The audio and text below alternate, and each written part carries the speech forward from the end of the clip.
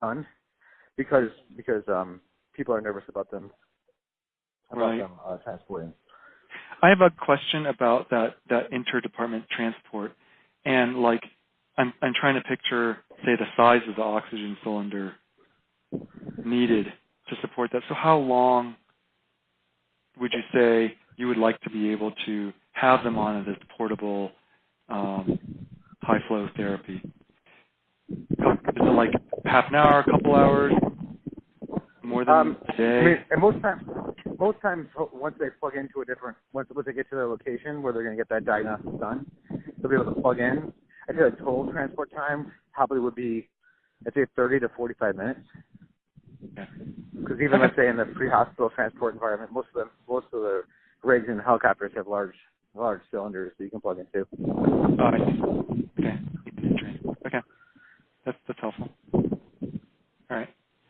So being able to continue to deliver the 50, so that's helpful. So if there was a system that said, hey, you know what, you can be unplugged, freestanding. There's a oxygen cylinder, say, on the IV pole that's going along when they go down to the MRI, and you're good for 45 minutes. That would be good. I mean, you would find that attractive. Yes. Okay, great. I want to kind of talk about areas of care here. It sounds as if it's rare for high flow to be initiated in the ED, and in your institution, you don't have high flow delivered outside the ICU. Is that correct? Correct. Outside the ICU or the emergency department in the critical care area. Okay, in the critical area. And can you comment on,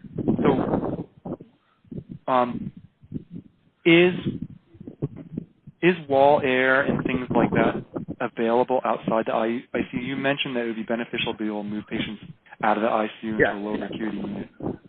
Is that a readily available thing? Typically, yes, because all the time, like say somebody has sleep apnea or whatnot, they're oftentimes they're plugging in. Right. Okay. Into other rooms of the hospital because they'll be on nocturnal CPAP or BiPAP. Okay. Right. And they can get that on the floor. But in those other areas, would you want to could you put a ventilator in, like a No.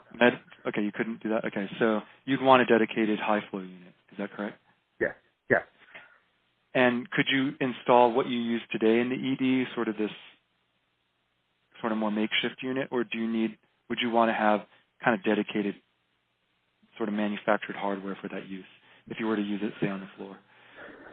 I have to double check the extent of the availability of particularly the air sources in all the rooms. That's one thing I'm a little uncertain of. Okay. All right. And how many days do you see, do your high flow therapy patients stay on high flow typically?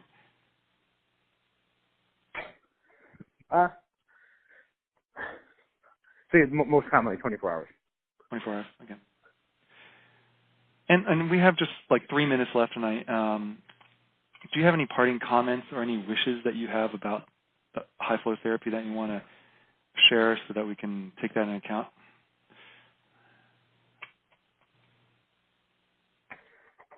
Let me see. Well, no, I think we've covered the stuff that I think is of interest. So I think, enhanced portability.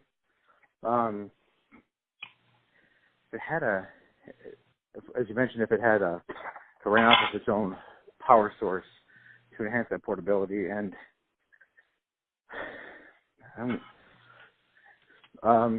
no, beyond what we discussed, nothing else. I think you guys have come up with some good questions. Hey, well, thank you so much for your time. This has been very helpful hearing your insights. Sure. Yeah, no, my pleasure. Great. You have a great day. You too. Bye. Okay, bye-bye.